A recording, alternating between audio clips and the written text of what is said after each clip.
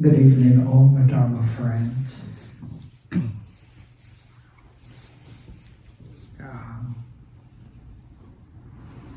It's Wednesday again, and I'm so happy, especially with the presence of. She just came back from Vietnam, right? Dạ con để con dạ con đúng là con đi về bển ở tháng 8 con qua. Nhưng mà con hôm trước con cũng ngồi mấy buổi rồi, con giờ con quay lại thứ tư. Hôm trước con ngồi như là chủ nhật.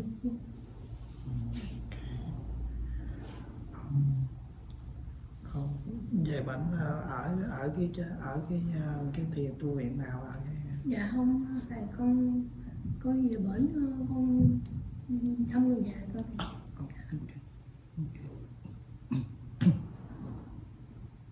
Anyway,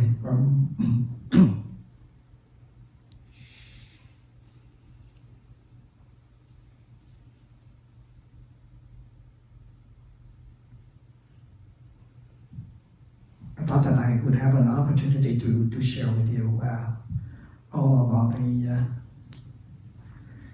the Vipassana as well as the Zen. So, but,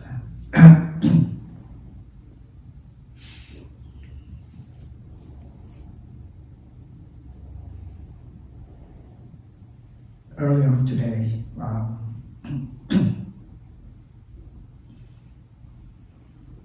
I observed myself about the situation of my mom in Vietnam, and the mind couldn't stop thinking of what to do, such and such, such and such, such and such.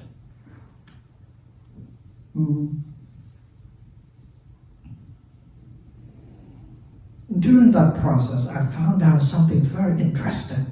I'm going to share with you, but first, I would like you to share with me your experience the past half an hour or so. We can study together. So who will be the scapegoat first? Anyone? Oh, so you did very well. You didn't have any thought and any emotion, anything at all. Just a blank mind, and is that right? Yes, Daniel. I had a few thoughts, but really not too many. So. That's great. Well, what kind of thought is that? I was kind of thinking what I might say later tonight, maybe, or something like that. Can you share that with us, or it's too early to share? Probably too early. I thought maybe there'd be a little story that I might share, but not now. Okay. Anyone else, or please? I feel like I have a thought pop up like every 10 breaths. Okay. And it's about what happened yesterday with my friends. I visited my friends for dinner last night, and also about the conversation I had with other people for the past 2 days. I try not to think about what question I want to ask today, because I know that if I start to think about it, I cannot stop. Now, hold on to all of those details, because they're very important to what I was found out today. Very important. So, anyone else, please? Christy. I was surprised when I got here that I was late, because I was thinking for some reason that we started at 6:30, just out of nowhere. So I caught the last 3 minutes of the meditation, but just in that short time, was noticing some judgment upon myself for having come late, and maybe even an awareness of how I perceive other people who arrive late, because maybe I consider my identity as somebody who arrives on time, is prompt, respects other people's time. So all those things were going through my head just in that short time. How about you, Dee?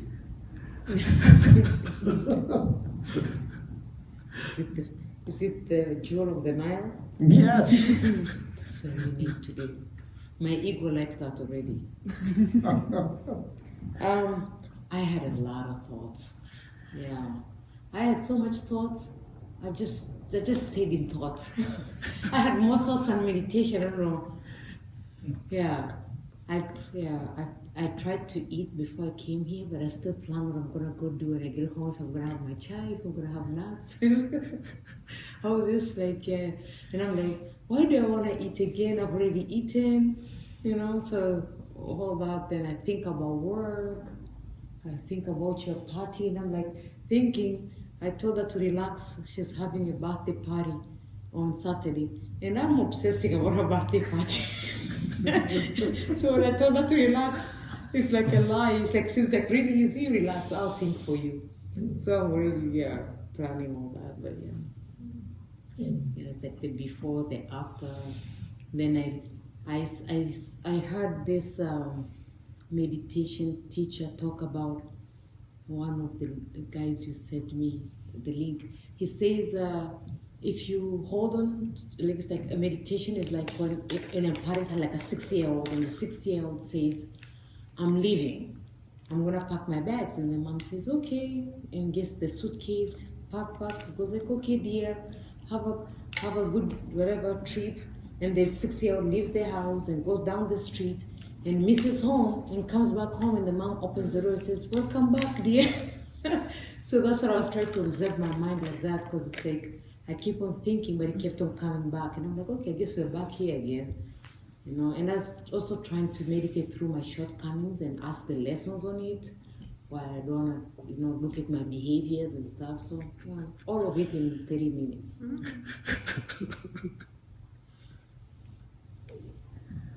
Anyone else, please?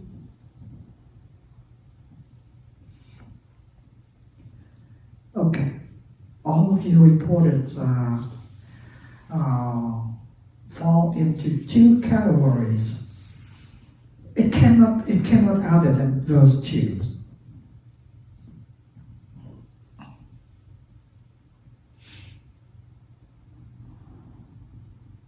The process of thinking and the memory.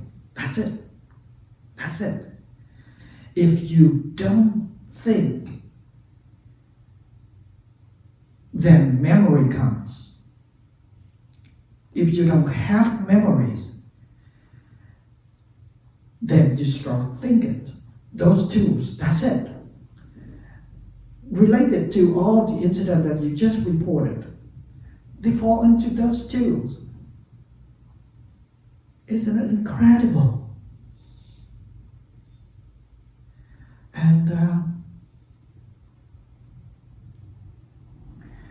when we see that, we really see the pattern of successive working mind, other than emotions and such and such. I observed very closely today, and I found out that if I don't plan, then memories of the past, it doesn't matter what, it's going to pop out. Yes, same thing. When you observe it, look back what you have just shared earlier today, it falls into those two categories. But isn't a memory a thought? Memory, yes, you can say thought. I mean, it's the process of planning. The future, past. The process of planning, and memory is something that you acquainted earlier, you acquainted before, and now when the mind is empty, then one of those factors gonna pop out. What it is, and it's related to so the planning and the memories of the past. That's it. Yeah. That's it. So those two, and it's incredible that we can see that. And again, the art of meditation is to observe. As we observe, wisdom rises. And this is one of those wisdom that we can see. We can see deeper, the different element, different aspect, different perspective of what mind is. Is it wrong to have lots of thoughts? No.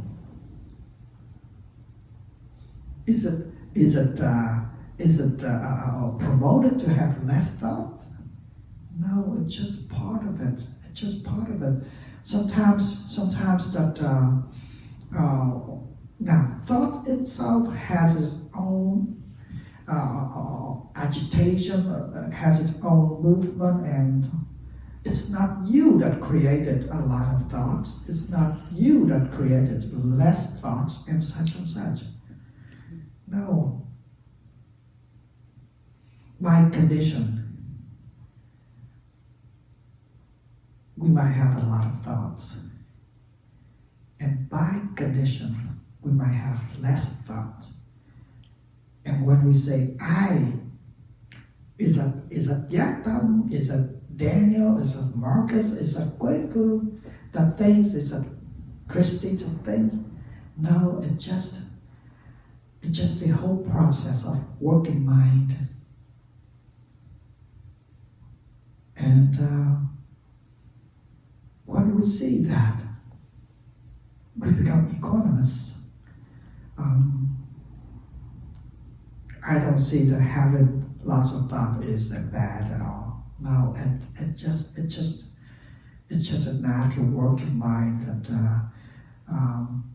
if you don't have any of those conditions before, then you will have less thoughts. And Daniel, he's a very calm person, and therefore he has less thought, and that's, of course, a calmer person, the lesser thoughts there is, in the mind. So it's the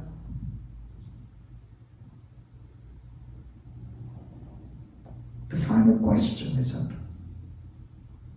are we attached to those or not? That is important.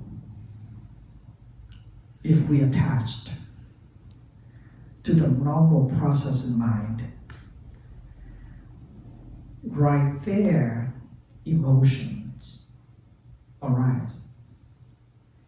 But if we don't have attachment to such a dose, then there is no emotion. It's just simply a thought. It's just simply a data, the pictorial data coming through the mind, and that's it. So it's not easy to understand that say, oh, it's just a thought. It's not easy to say that. It's not easy to understand such a thing. It takes quite a long time to get acquainted, to understand deeply what it is, and before that we can really become non-attached to such a dose. But actually, yes, it's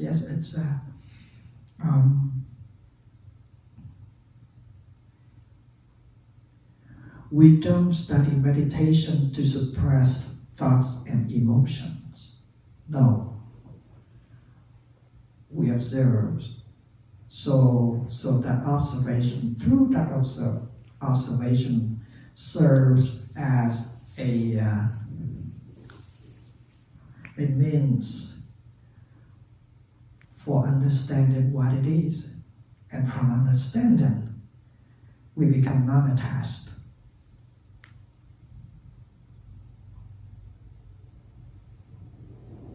And this is I would say, direct method, because of we pass by those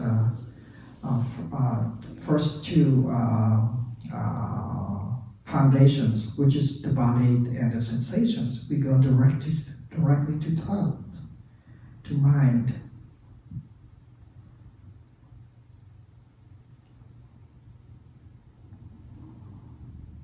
And I'm sure there are more to study.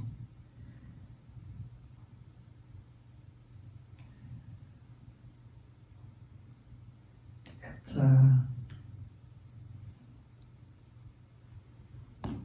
somehow the more that I observe, the more interested in that I'm into the nature of what it is, which called the mind.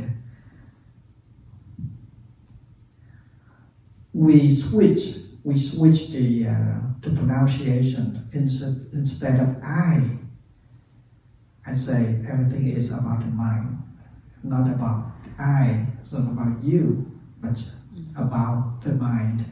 Then we begins to separate the egotism.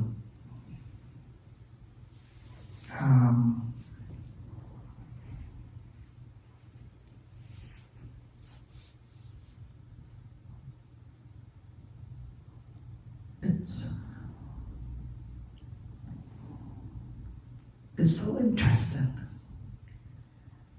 It's really interesting. Not only thought itself, not only the mind itself. So when Zen comes to Japan, Japanese people, Japanese Zen masters, they incorporate Zen into everything. So therefore, a Zen tea ceremony, Zen archery, or Zen haiku poems and such and such. If they do that, then why not Zen music? So today I'm proudly present to you one of those that are my favorite ones, and I would hope that you can share with me. First, I study music in America, so I know a little bit of that, and mine is a little bit different. It's very, very rich in musicality in terms of if I'm saying 6 plus minus 6 plus 6, 7 and a 9 and 11 chords, such a thing like that.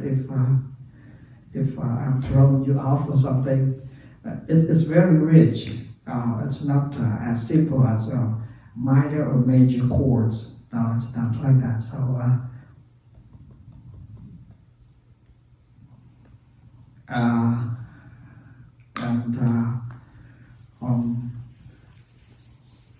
I'm still working on the fifth one. So very soon I'm going to come out with my own album. but I have no desire, no idea for being famous or such and such. No, it's just for my own taste and for my own enjoyment. I said I shared with those two young couples last time that if we're not happy, then something wrong with us.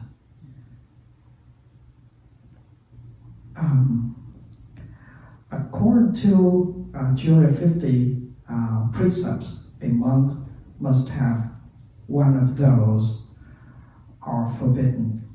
But somehow I don't mind at all. So what was forbidden again?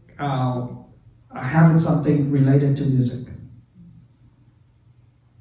One of those 250 rules that I have to observe. But somehow I feel that being happiness is it has nothing to do with those. Sorry, iPhone, I'm telling on my own perspective. So,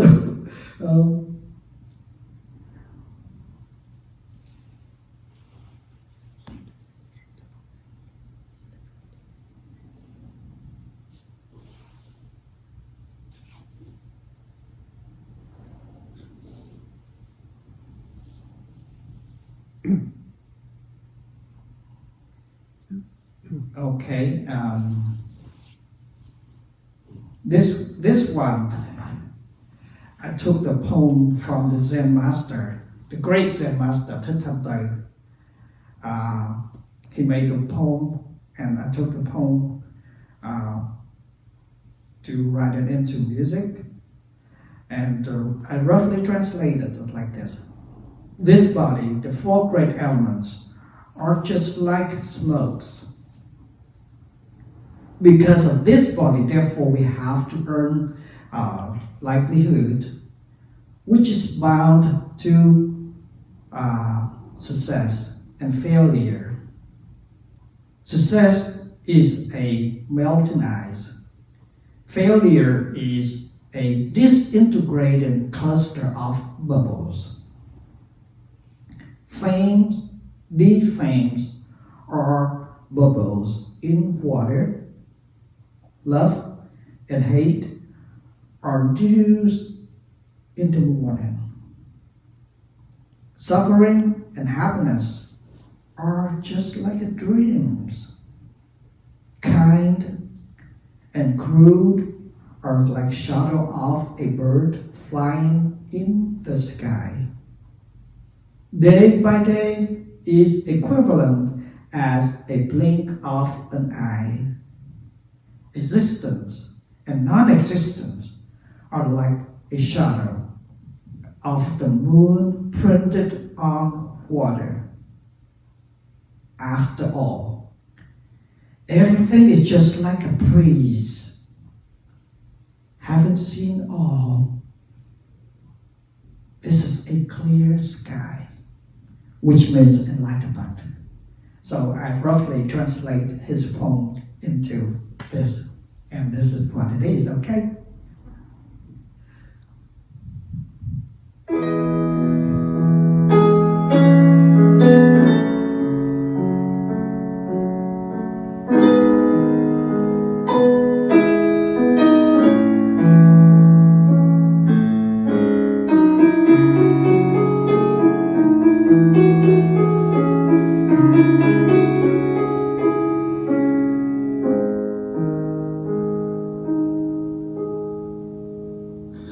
Chiếc thân tư đại khói sinh hoạt thế gian mây,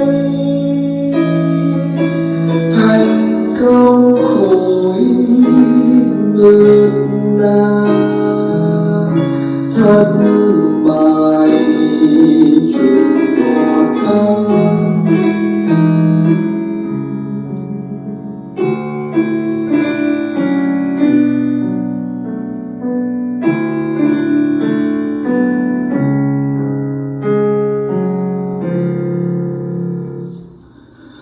Nhiều vinh bong bóng nước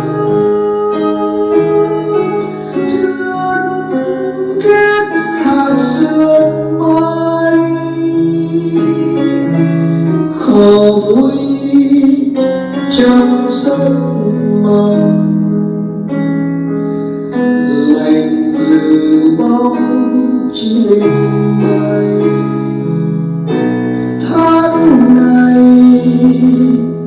cái trước mắt còn mất nước trong mây, chung cuộc cảnh sát thoáng viết mang bầu trời trắng.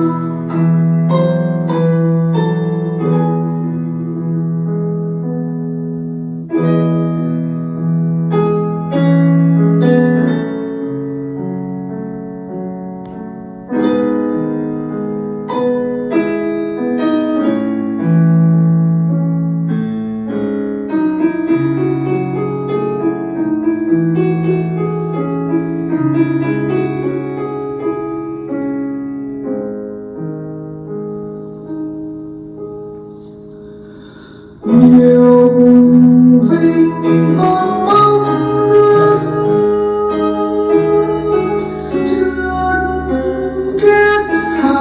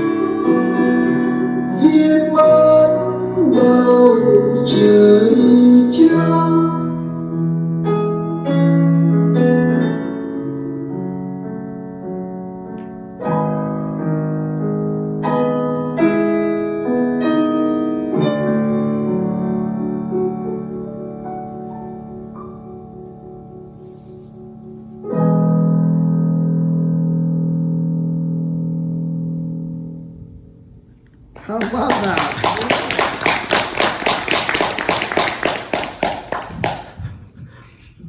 That's really Was great. that you? It was That's incredible. Yeah. I'm so moved.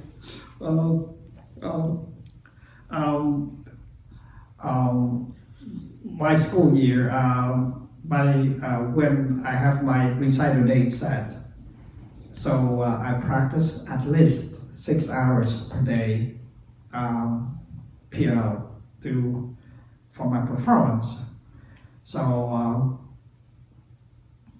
and I found out that this is way much easier than practicing 6 hours per day. So I just perfect myself every single bar, and then I record it, and then I master a little bit of the technique of recording, and this is how it came out.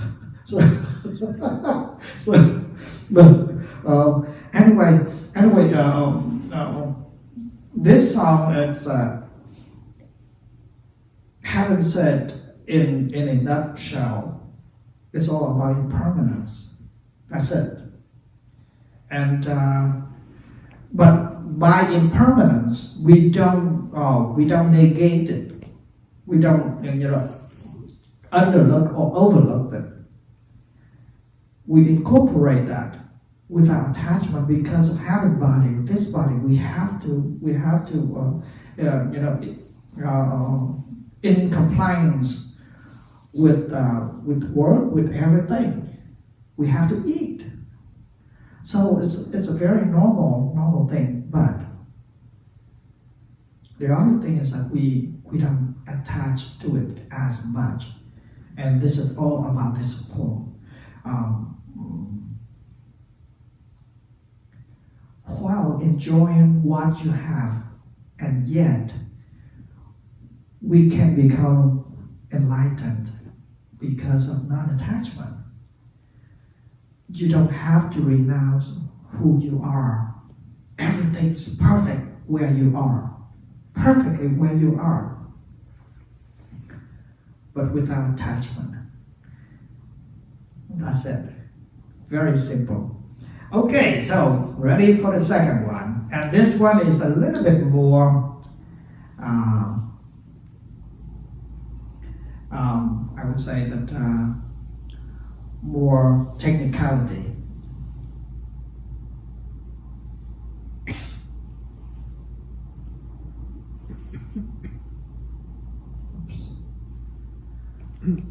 While Thay is looking, I'd like to mention we practiced together some, and Thay is very talented at playing Chopin. Really very, very talented. Thank you, Daniel. He's extremely talented in two-part invention, Bach, two-part inventions. If you study music, then you know what I'm talking about. Right, very mechanical, whereas the Thay, when he plays, is very expressive and beautiful.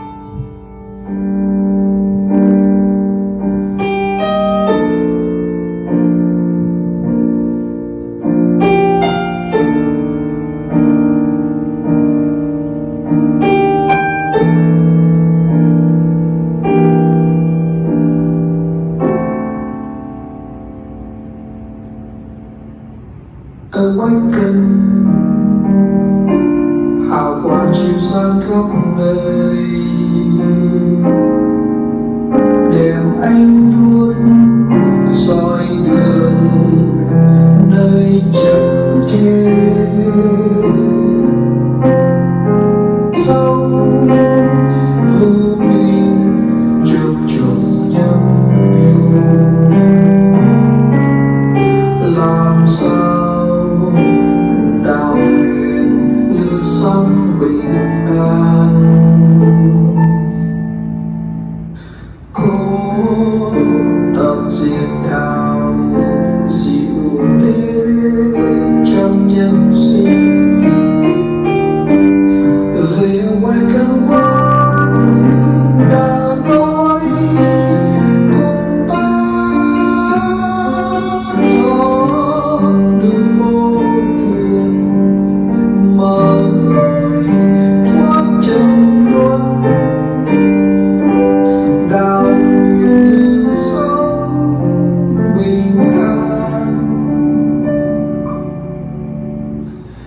awaken. Cuộc đời đã có đường bao màu thức dần quay về bên bờ sông. Cháy niềm là nước tuổi soi đường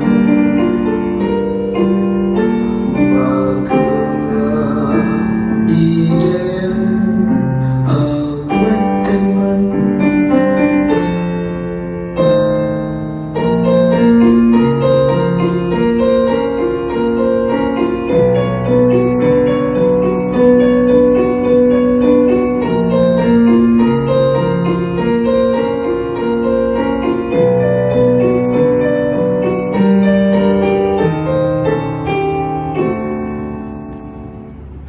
Cô tóc diệt đào dịu đến trong nhân sinh về ngoài cơn quán đã nói cùng ta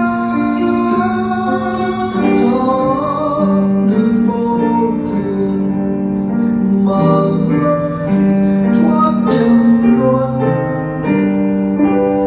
đào thuyền lướt sóng bình an. Awaken, cuộc đời đã có đường bao màu thức dần quay về bên bờ sông. Cháy niềm là đuốc tuổi soi đường và cửa đi đến ở quét canh mân. Cháy niềm là đuốc tuổi soi đường và cửa đi đến ở quét canh mân.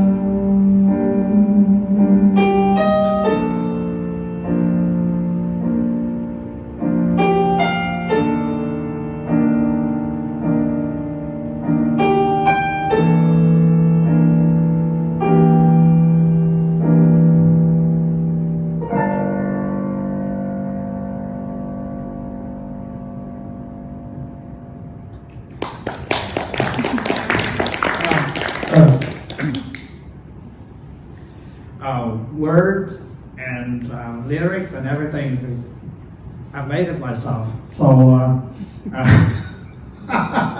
and it's all about being mindful. That's all about being mindful. Mindfulness is the key to open the door to emancipation.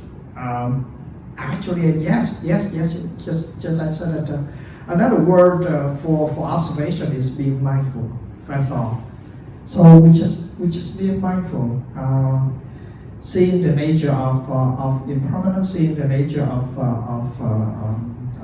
Four Noble Truth, suffering, the cause of suffering, the way getting out of suffering, and we attain Nirvana for that. So that was about that song, and. This one is I really love this one. I took out the 10 noble names of the Buddha in Pali language, and I turned it into the song. And this one is a little bit more complex in playing piano, and yet very, very delightful. Please listen.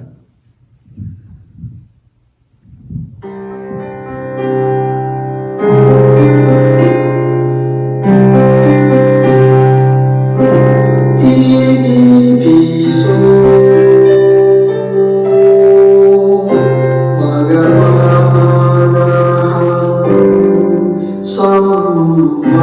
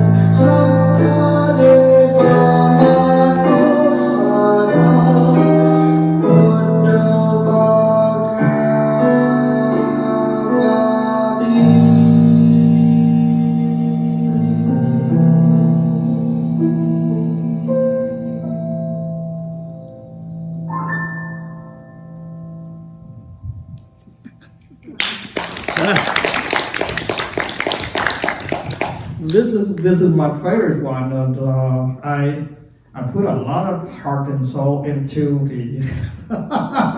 So I don't know if I'm attached to it or not, but if I guess that if it makes me happy, then why not, right? After all, it's way much better than lots of terrible things out there. So, well, I hope that all of those can delight you a little bit in terms of having working so hard since you have been here, and all you have heard from me is a mind. Everything is about the mind, but this is part of the mind, isn't it? Right, Daniel? This is part of the mind too. So it's just a matter of how we maneuver what we do with our mind, and especially with being happy. If we're not, and we have to look back, something wrong within us.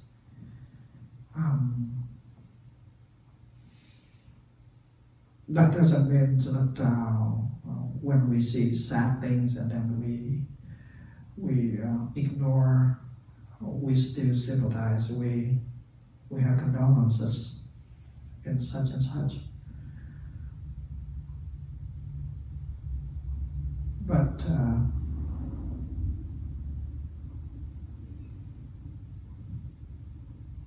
if such a thing emotionally we need to act, then we act.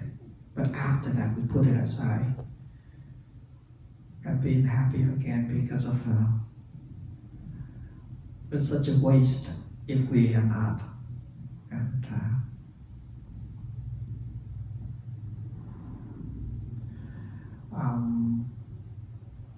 again, there's no secret at all. Of course, that lots of people came and asked, how? Be mindful, observe what's going on. Only those two, and then gradually we become non-attached. And when we don't have any attachment towards it, then naturally happiness grows from within. So it's kind of easy. Okay, let's have something sharing. Let's have some questions or anything at all.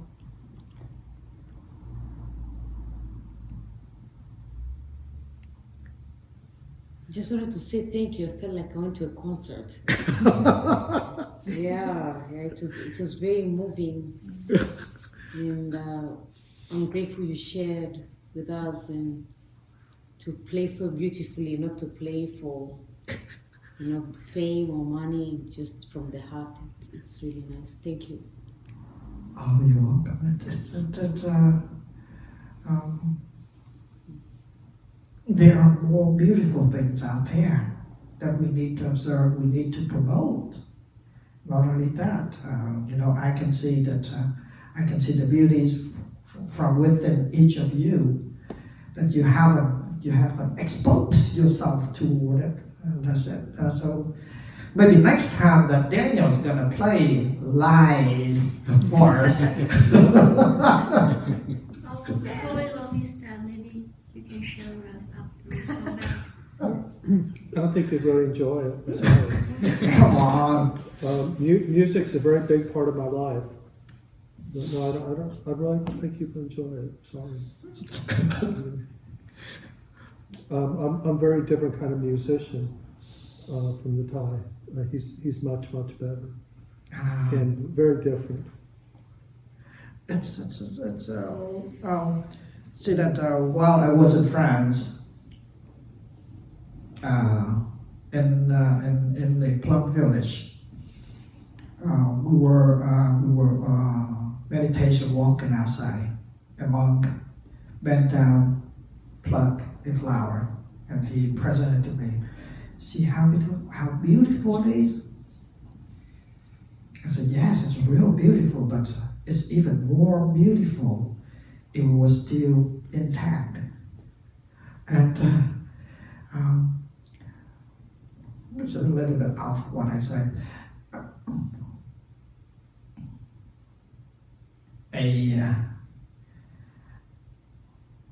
A weed flower out there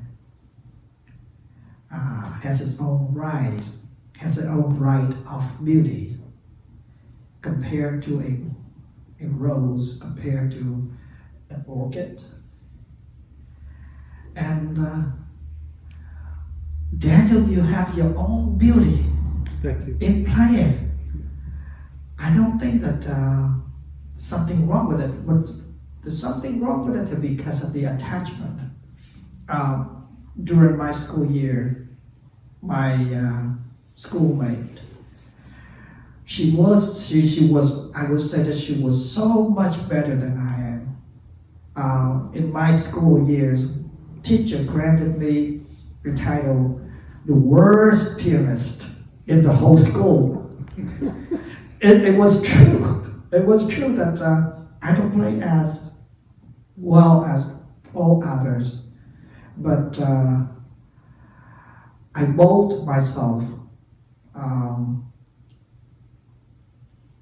I'm not afraid that if I play well or not well, but I plow myself through the program. And my schoolmate, she played so well, but she was so meticulous about her mistake. The whole piece is about millions of notes. And then she missed one note, and she kept complaining that, oh, I missed that note, I blah, blah, blah, blah. Nobody's gonna know that. In my public performance, I forgot half of the song, but nobody knew. I jumped right into the beat, and then I just pick up the line that when I remember, nobody knows. Only the teacher that taught me, she knows. Oh, you missed that one. But otherwise, so I passed the public performance. So, again, that it's not the technicality; it's the beauty from within. The beauty from within, that the beauty of non-attachment. That's what I meant. You know, it doesn't matter how terrible you play. It doesn't matter. But you play with joy from within. That counts. That really counts. Yeah. So maybe next time that I'd like to hear his composition, okay? when you're ready. Oh, I would love to. Yes. It's okay. It comes from your heart. It comes from your joy. Are we making money on this? No, not a single penny. But we earn a lot. We earn a lot because of joy and happiness. Because we do beautiful things. I have a question. So, yes. If you start to make money through music, do you think it will give you less happiness? It might be because of anything involved with money that sooner or later it's gonna go sour. Do you think it's possible for you to you make money through it, but you can still detach from them? Some people heard my music and then they recommended me that to turn my music into music industry in Vietnam. So maybe that we can make money on it. But I said no. Because it's hard to feel happy once you suggest.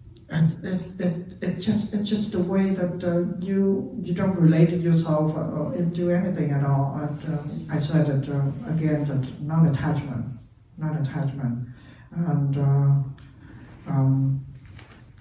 the most creative thing came from within because of the non-attachment. think of this. When the mind is empty, you're attached to accumulated knowledge which you learned before, like the formula which you have studied before. No, it just, especially in art, let it be free. Then naturally flow out the most beautiful things. If you ask any great artists, they don't have any formulation. They don't rely on any kind of formulation at all. It's just a free form from emptiness. Because of emptiness is everything. If you rely on one particular formulation, then the result is that very narrow, because of from that formulation. Now it comes from emptiness. The emptiness is so many formulations there are, and because of that, it becomes so expressive. It becomes so beautiful in creation. So that's it. I forget all about what I studied in school. When I write such a thing, I just forget it. So I tell if someone knew about music, about the technicality in writing a song and composing, then they might disagree with me. But this is for my own enjoyment, so I don't mind it all. Yeah, it's like that. Anything else? Yes. May I ask who the nun was that was here last week? I liked hearing her talk. Ni sư Hạnh, I don't know her name quite. If you don't have it, that's okay. Don't worry about it. Okay. Sư cô Giác Nguyên. This tiny little lady? Yeah. Yeah. She was visiting, or Yeah. She's trying to introduce one of her student to this class because she thinks this class is good for her, her student. yeah, I liked hearing her talk. Yeah, she's really funny. Yeah. She's very musical too. Yeah. Yeah. Musical. It's very musical. Oh, great. We have companions now.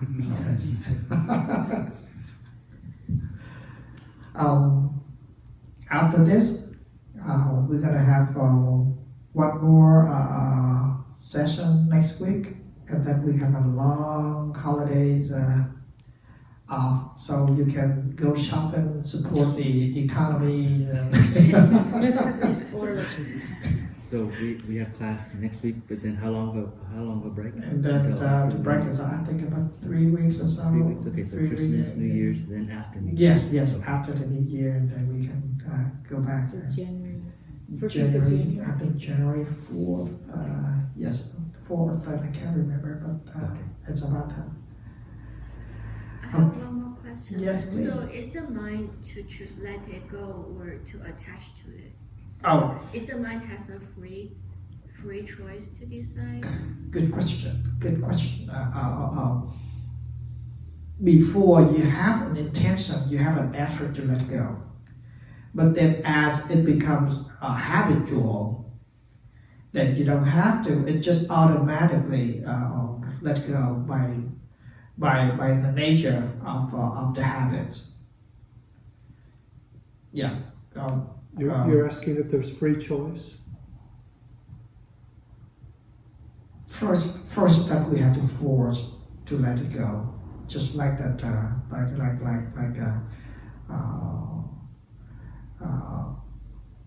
have a desire of a pizza, and then this is an example. And at first, because of the attraction of the pizza was so much that, and then we try to let go by forcefully think of something else or do something to get by with it. as we practice, the desire of the peace can come, but it just very swiftly on the mind, and then automatically it gets off the mind very quick, because of the mind has a tendency and it gets into the habit of letting go, so it doesn't attach to what it is anymore so quick. So first step is that we might have to use an effort. As we get used to it, no effort, it just automatically purge off. Yeah. So I practice letting go so much, I forget everything. Okay. Literally, and now I'm trying to select what I need to let go. So I have to be careful, because otherwise you can ask me, what did you do yesterday? I'm like, I don't know. And I don't really care. So sometimes it impacts my work, because I'm like, oh my gosh, I can't remember what I did. So now I have to retrain my mind again, and selectively, the things I want to let go, I let go, but the things I can't let go, I have to remember. Then how do you choose which one to let go or not? Well, and then I stop. The thought comes, and I'm like, oh, that's a bad thought. It's like, let it go. So there is So I have to standard. identify, yeah. I Then have to how you make the standard? Yeah, I have to kind of identify if that thought was, oh, it's about work, or oh, I need to remember to do this, then I need to not let it go. And but if it's something that was hurting me, a thought that comes that it's painful, then I was like, this is not good, let it go. And I let go. Yeah, so that I'm trying to retrain my mind again to remember the stuff I need to remember to survive. Otherwise, I would definitely let go of everything. It's actually really light if you just don't care and just go with your life and do it moment by moment. And it's true, if you live your life moment by moment, it's actually really peaceful. In a broader perspective, there are two elements of mindfulness. The first one is knowing. The second one is discernment. You know and you discern because of because of there's something going on, and you discern that something is good, bad, and then you make a decision of letting go or doing it. Forgetfulness has something to do sometimes with the memory cells. Yeah, or I'm growing old. But again, we go back to the non-attachment.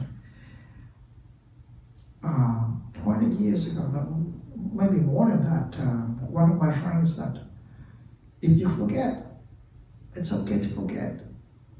Until you remember, it's okay too. Because of in the process of forgetting, and then you remember, if you involve with an emotion of why did I forget such a thing like that? You complain to yourself, you suffocate yourself emotionally because of you forgetting. Then it's not productive. It's not at all. If we forget. If we remember, and that moment on, we keep going on. Instead of going back, regretting rewards that, why did I forget? This is the greatest mistakes that yogis make.